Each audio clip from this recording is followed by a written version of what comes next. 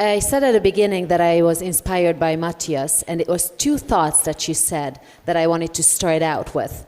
One of them was that something that's beneficial to the world is not something that you're gonna bother about in the sense that if it's beneficial to the world, but you look at it from a point of view that if it's beneficial to me or to my family or to my close surroundings, saving the world is not the reason for any of you to do whatever you do. Maybe you are the only one. Okay. But you actually are, and that's a collateral damage of your work. And the other thought was, what you said, is that you can't force any individual or any decision maker or any country to do things, but you have to want them to do that. You need the urge to have a winner, maybe, like when you mentioned the soccer team that you support, that needs an enemy, another team to compete with, or to be better than your neighbor when you talked about Portugal. And that's a very interesting thought.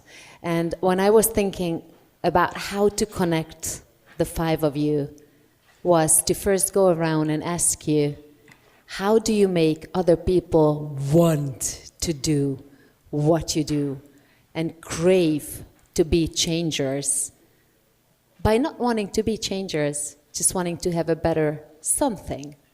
Maybe life?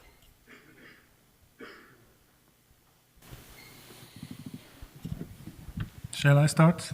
For me, making TV and not dealing with these very serious issues, but at the same time, I think it's the same thing. You can't force anybody to watch television. They want to watch. They have to want it. So you have to do something that's fun, that it's entertaining, and that's important for people. That people can identify with. That people can get some really feelings, anger, love, something important. It has to mean something for them.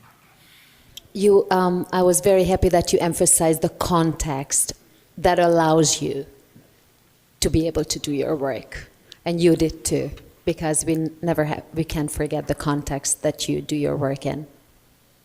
Well, I think one of these. There's a lot of things, but it has so much to do with psychology. Creating change is not about building something. It's about making people understand the need and believe in it. That's really what it's all about. To persuade them into doing something that they think, yeah, this would be a good solution for me. If you talk about psychology, Kahneman wrote this really good book called Thinking Fast and Slow that I often kind of quote. And just quite simply, I mean, we're brainly, we are wired to kind of go for the simple option. If we have to do something complex, it's always like, oh God, do I have to? So if I ask you to calculate 30 times by 48 or whatever, then you're like, oh, then I have to use my brain. I have to think, what is the numbers that I have to come to? And if I really wanted to, I really forced you to, it's like, oh my God, okay, then finally you would come up with a number. So this is the complex mode of using the brain that costs more energy. We don't want to do it. We want, easy solution that just works, seems attractive, and are easy. So this is very important in terms of how you talk about stuff, how it's done.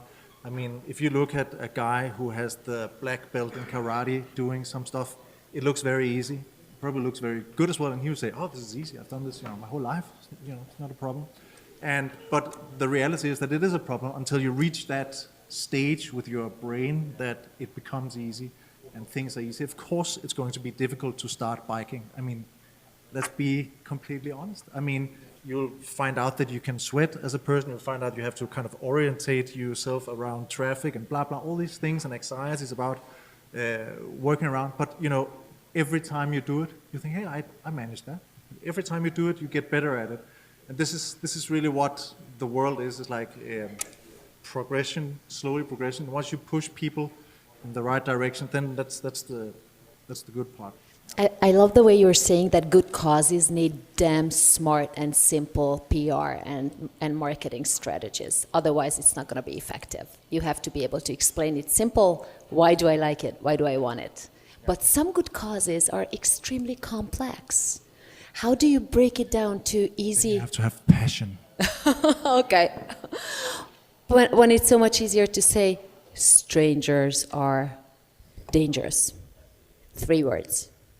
And other causes are a little more complex than that. You were going to say something about complexity. I wasn't going to talk about strangers necessarily, but I was thinking that sometimes I frame what happens if we don't do what I perceive as sustainable and responsible. I like to then bring up the issue of Volkswagen and Dieselgate. And I've been told that Dieselgate was not all that bad because Volkswagen sales are now up again. That's what the car journalists say. After a few years, that's forgotten. And then the stock markets especially say, well, the important part, anyone can sell a lot of cars, just dump the prices and have a lot of commercials. But the important part is how much is the company worth? But even there we see that the Volkswagen net value is starting to climb again after the scandal and after all the things they had to pay in fines. But then the behavioral specialists and the staff responsible at companies, and even myself, I asked around the world, who here would really want to work at Volkswagen? Never a single hand in the air. And that's what happened at Volkswagen now. They used to be the #1 place where people like you would want to work. And the first work you would get after high school, after university, would be Volkswagen #1 choice. Now Volkswagen only get all those people that doesn't get any other job. They want to be at BMW, Tesla, Siemens. They don't want to be at Volkswagen. And Volkswagen realizes that this is the long-term problem they have. Unless they change the image totally, they're only going to get those people who can't get a job anywhere else. And I'm thinking that we are all somehow in this situation, or can be, as Volkswagen. Most of us don't run a mega company, but we are in a country where we see that a lot of youth are voting with their feet, and they're saying, well, I want to pursue my career elsewhere because I'm not proud of what part of what this country is doing. Cities, the same thing. Certainly some cities in Sweden say that we need to be much more better at sustainability or the youth are just going to leave. So when you want to be, and I think nobody thinks that at Tesla you work shorter hours so you get a better pay. No, it's just more impressive to tell your friends and colleagues at the bar or to look at yourself in the mirror and say, well, I'm proud at working there and I'm disappointed at being in this context. So this story tells us that we need, in order to reach out to the best and the brightest, we need to be sustainable. It might be a few more words than the 3 words you mentioned, but it is a long-term winning, and the only long-term winning strategy is to make sure that you have people with you. How about complex stories like yours? All of you mentioned one word that we are very unused to in Hungary, and it was trust. For example, trust in government, trust in each other, trust in municipalities, trust in the fact that maybe we are equal stakeholders and it's going to be a win-win instead of a win and lose. And for the sake of the Hungarian audience, let me ask you this. If we live in the context of mistrust on so many levels, where do we start?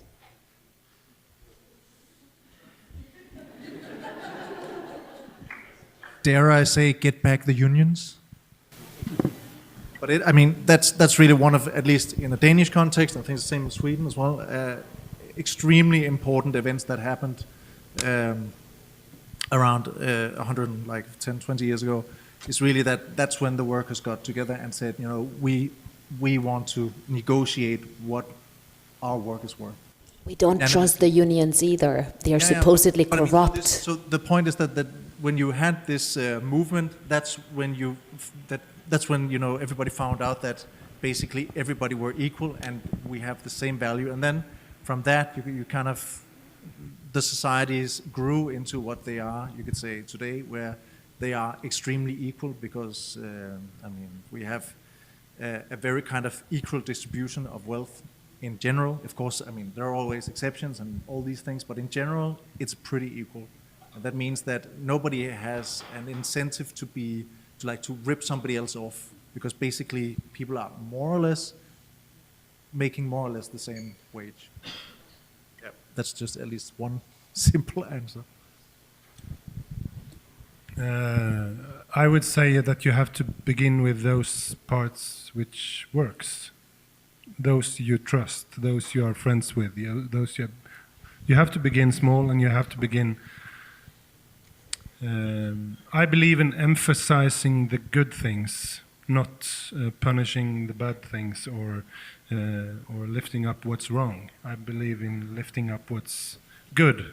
Nevertheless, if it's only one thing, let's focus on that thing. That's the only way to build something that's better.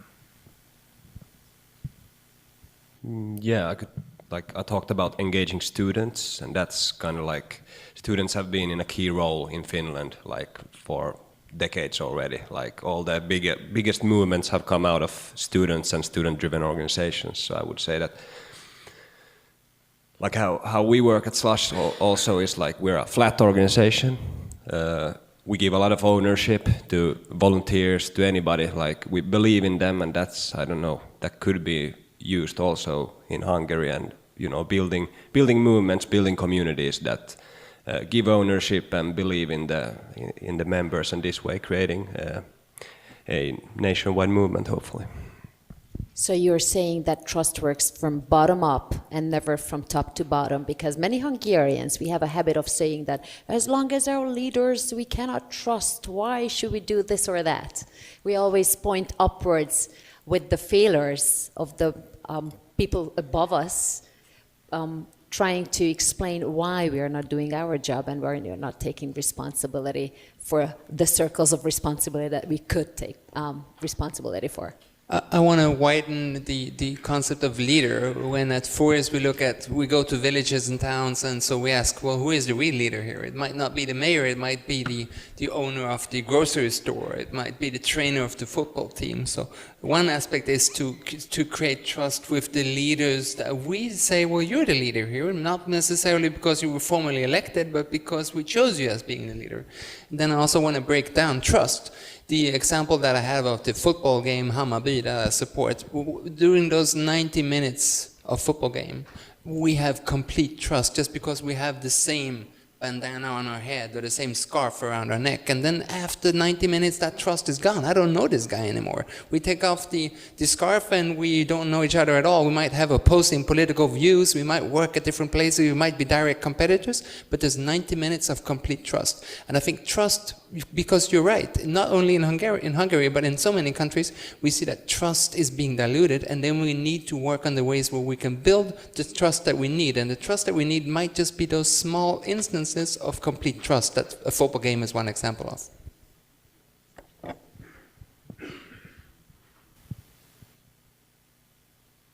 I promised to look at you if you wanted to. Yes. Let me give you a microphone, because otherwise they won't be able to either hear you or translate you. Thank you for your help.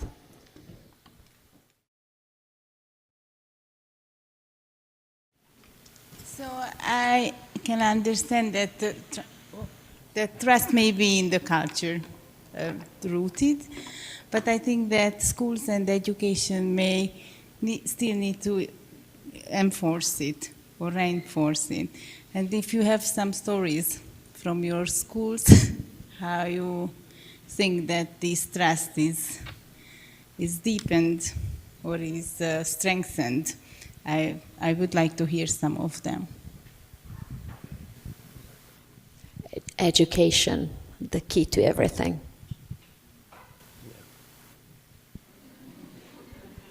You're right. Yeah. Definitely. So could you repeat the question? Like stories from how things work? Stories from your school years. Stories you believe had a positive impact on your ability to trust someone, the system or others. I have a fast one. The school I went to, I was the student body or student council leader, and surprise, and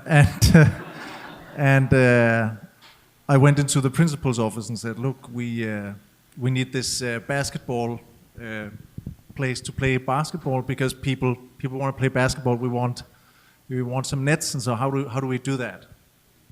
And he said, "Are you sure that's yeah, we want that? Okay, well we'll buy them and we'll put them up. You can help us put them up." And we put them up, I think, like 14 days later. That's trust, in my opinion. And so that's when you have experiences like that. That's one example of, I would say, many in this context from this school, is that you are valued as an equal, even though that you're a child. And here's a principal that is, he could have been, how can you talk to me? You have to go through the official channels, all this stuff. But that's not it's not the Scandinavian way. We always use first names. We never say sir. It's very, very flat hierarchy, which is, I would then say, on the other hand, can be a problem when you travel outside Scandinavia and you forget that the rest of the world has a much more kind of formal way of talking to each other. So, yeah.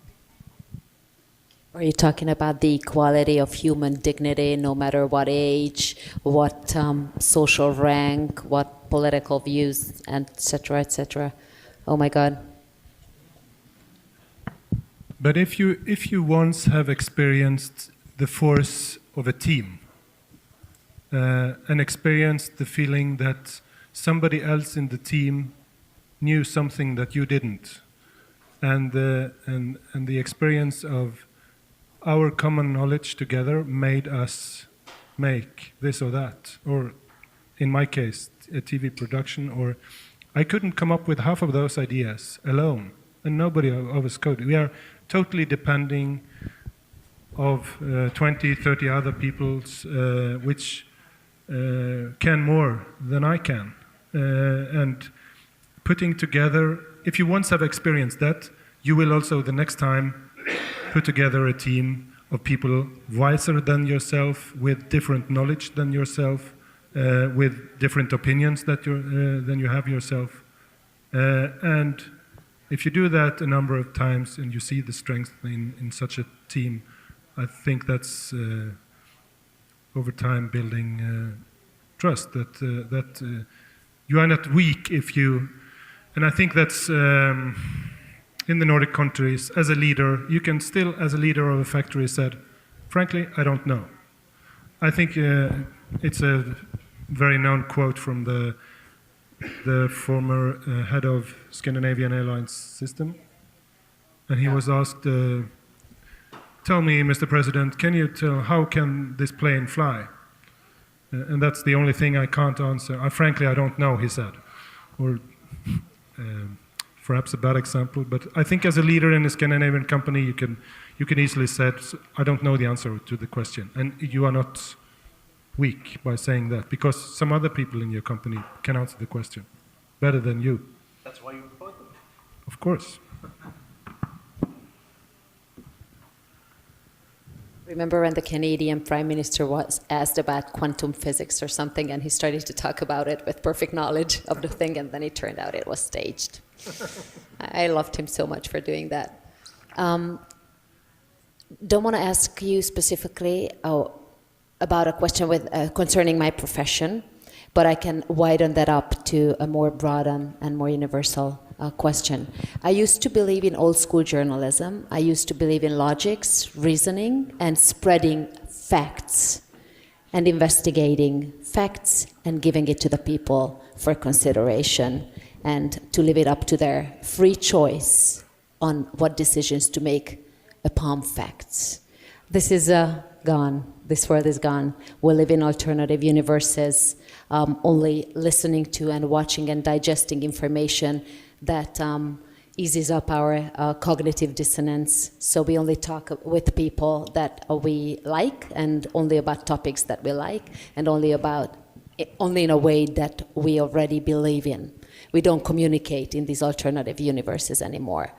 How do you think we can break that? And that's not only an Eastern European thing. That doesn't only happen in Hungary or in Poland. It happens in the United States currently. How do you think that can be broken? What's your Scandinavian experience? And it's not only about journalism, but about communication and sticking to normality, to facts, as opposed to feelings that make us into homogeneous communities of alternative realities. I think we're all in our bubbles, and I think if we were to define ourselves here, we would find that we're all fairly similar in our career moves and in our ambitions and our ideologies. So we're also a bubble, and I'm not sure Scandinavia is any better, but if at all, probably we're at least as bad. And I think it's important to try and reach out to those other groups. That's what we need to do. And I think if we start thinking about our context, we will find that there are situations when we meet totally different groups. I mentioned, I think now 4 times when I go to that football match, that guy next to me there is a totally out of context guy, and I'm a totally out of context guy for him. It's male dominated going to football in Sweden, but I think we all realize that there are situations when we meet those out of context persons in a context where we are confident and comfortable with each other, and that's when we really need to use. And I know that's going to sound weird starting to talk about climate change at that football game, but there is a 15-minute break that we can use for something useful. Do you have any other examples besides football games? Yeah, I think that one I understand, but give me another one. Ice hockey. But I was also mentioning just going on the public transport. You know, when you're in your car by yourself, you don't communicate with anyone else. Maybe with your wife or whoever's in the other seat, and you choose the radio station you listen to or the music you listen to. But when you go by public transport, or indeed when you go by bike and you have to stop at a red light, that's when you start meeting other people. So there's all kinds of contexts that you can use if you choose to use them. You don't look all that convinced. I just wish more people use public transport to talk to each other. Mm-hmm. The lady he already has the mic.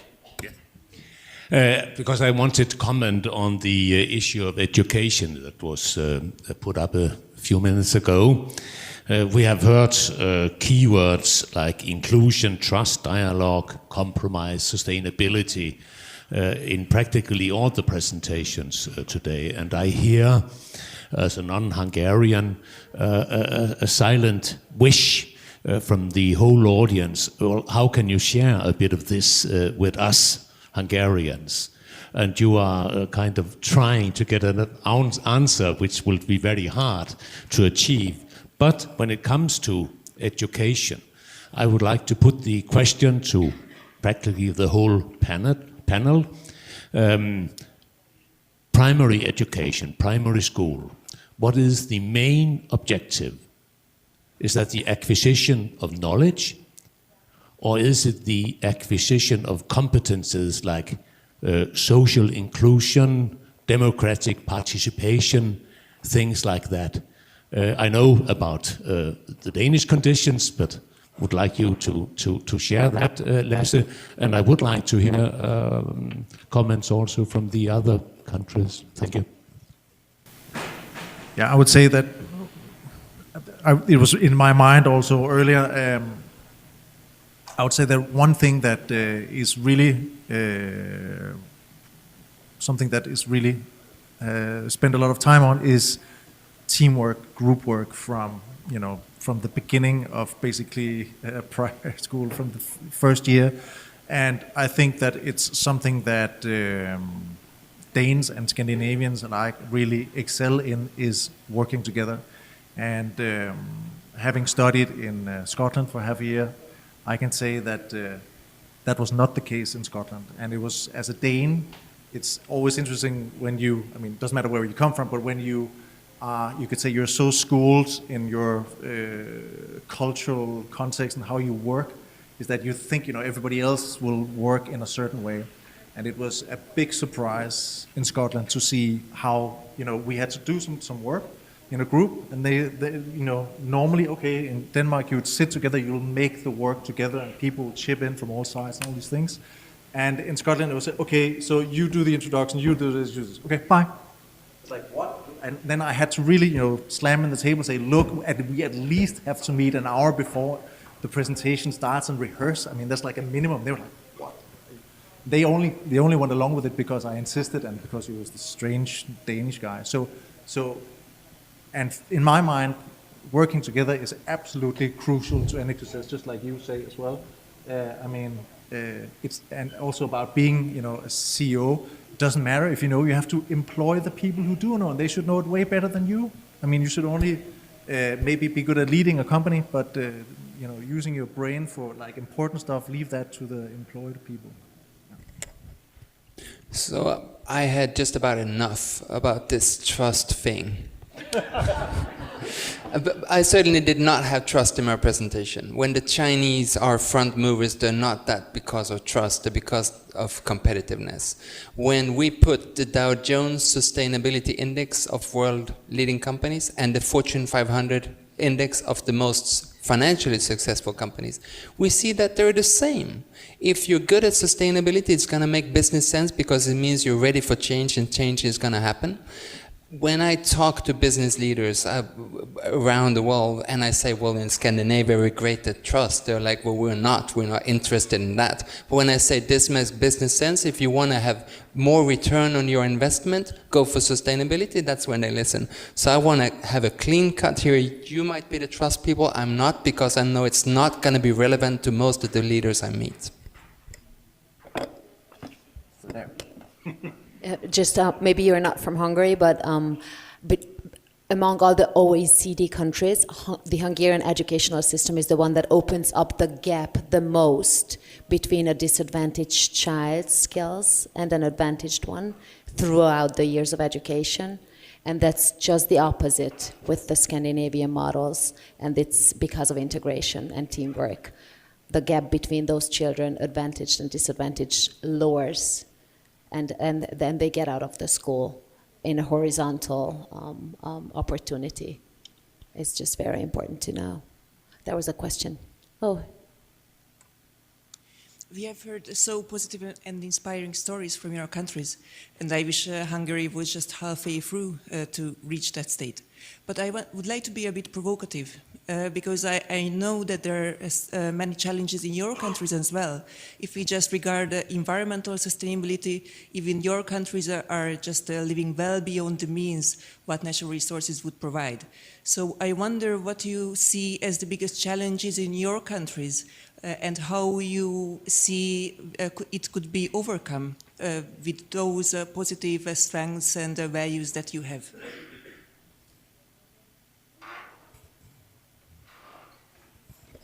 For Sweden, two things. First of all the three biggest political parties are to varying degrees all saying, well, if we want to keep those different people out of this country, which I think is scary and sad. We need those people. The Swedish success story has been based on having the ability to attract people from other countries and other continents. It's sad that the three major parties don't recognize that. And the second is, well, we're good at reducing the emissions that we count when it comes to climate change, but the whole consumption is on somebody else's budget, and the consumption is just up, up, up. I would say that Finland and recruiting is going to be a big issue, like how to attract people and talent to fill those company positions up. And then what I've also kind of worried about is the split between the cities and then the rural areas. So there's like you can already see a split between people in this sense. So kind of like how to keep the whole country together when there's so much like different kind of thoughts in how it should be worked. Like should it be city centered, or then like split all around the country, or how should it work? So that's my point of the problems Finland is facing. I guess I could come up with 100 negative things about Norway, of course, because you see your own problems. But I will, if I should pull out one, it would be the gap between the people with low income and the people with high income. It's It's increasing in Norway as well. Not as fast as in many other countries, but it's still increasing. And I think if that gap is getting bigger, you will again have problem with equality among people and trust. Yeah, I agree with Thomas in the sense that there's also inequality is also on the rise in Denmark. That's one of the big problems. And the other big problem... Why do you think it is? Sorry? Why do you think it is rising? Because the reforms that the governments have made with the Social Democrats, amongst other things, as the leading party, have ensured more inequality. And I mean, this thing that you see all over Europe about money being moved away into secret accounts and all this stuff is, of course, also happening in Denmark. I mean, of course, to a lesser degree, but it's still happening, and it's still you're still concentrating more and more wealth on fewer hands, and that is just creating a bad situation for this exactly where we are equal and we can expect the trust again and so on. So that's a problem. So that's one thing, and the other thing is this problem that like in Sweden, the political parties are spending their time on things that are, to my best abilities and mind, completely irrelevant to saving the world from climate change, which is cracking down on ghettos, which is a huge problem. Yeah. So, I mean, this is empty rhetoric that is short-sighted, short-term, and is not about, again, the big agenda that we should be discussing. Where are we going? Why are we going this? Who's going to do what? How are we saving Copenhagen from rising water? And all these things that actually matters. Yeah.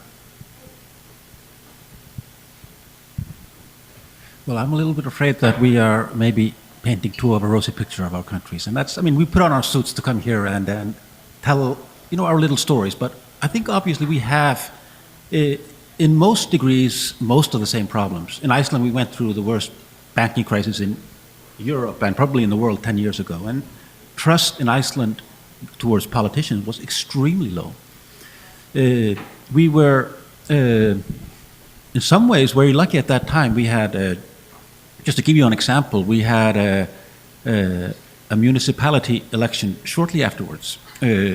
And in the city of Reykjavik, there had been a lot of political turmoil, and the people wanted change. We could very well have gotten an extreme populist of some sort, and I think there was really the kind of mood in the country for that.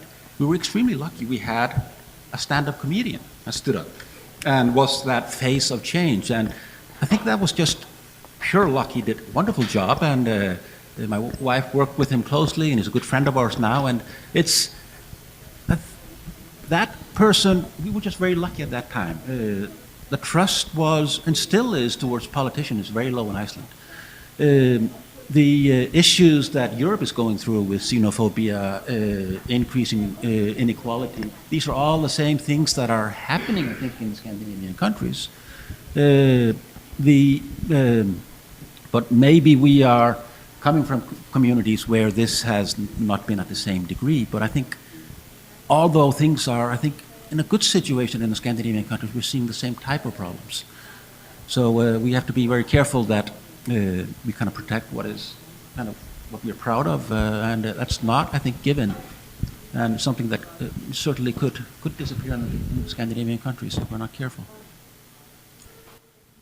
And one more thing that maybe is a global issue that's going to hit us all is the fact that like robotics and AI is going to take our jobs in the end, and that's kind of an issue we should also start discussing. That what are we going to do with people that can't get any jobs out there? Is there going to be a universal income?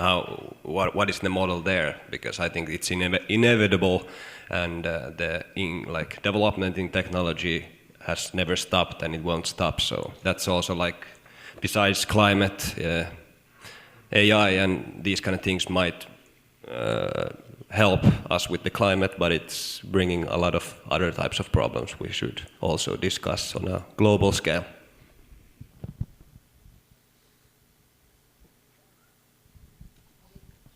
Do I have to let them go? It's too late. Well, there is one thing from Iceland that has been my dream for 2 decades to export, and I hope we will in Hungary. I have done my part to get it. Your Icelandic women's revolution of half of the population not doing a damn thing for a whole day, crashing the GDP to show that you need women's jobs and you need women to be equal in the country. I hope we're going to export that once in Hungary. Remember that? Oh, I think you want to react. I think this is an issue that we really haven't touched upon, and maybe that's you see the reason here, we're all men. It's actually quite embarrassing. We haven't really mentioned that part, which is equal opportunity for the genders has probably been through the history highest in the Scandinavian countries, and that's maybe a major reason that, and it's kind of embarrassing that we haven't mentioned it so far. But this is a very good point that you're bringing up, and it's. I'm extremely proud now to have a young woman prime minister in Iceland that is a declared feminist, role model for young women. My daughter, which is now 27, when she was extremely young, we had the first elected women president, which was a huge role model for so many of her generation, and it's a really important point. So as the ambassador was saying in the beginning, Sweden prides itself of having the world's first feminist government, and for a long time I was fairly skeptical because I thought that's just a sentence, what does it really mean? And of course it means that half of the government is women and the other half are men, but what does it really mean in practice? But then I've started to see that, for instance, in the issue of climate negotiations, the Swedes keep asking, so why is your, dear Saudi Arabia for instance, why is your delegation not half women, half men? And then slowly you start seeing that there's more female delegates in the climate negotiation, and you quickly start seeing the results in the negotiations themselves, because in a very equal society, the difference between having women and men on board is not going to be huge. But in a very unequal society, the difference is huge. They bring on perspectives that would have not been brought up in the negotiation and in the results had there not been women on board.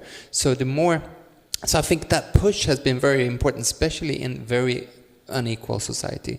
Let me just bring up one thing that I think would not have happened in probably any of the Scandinavian countries, and that is to have a Saturday afternoon and evening with a full house of people actually even paying to listen to us guys. So hats off to that. That's very impressive, and that gives me also a feeling that the future might be a little bit more rosy than what we immediately think. Yeah, that's what I felt too, that we're still here. We invited you here. We're listening to you, and we're doing our part. And it's good to have so many feminist men on a Saturday afternoon. Thank you very much for being here with us. Thanks for coming.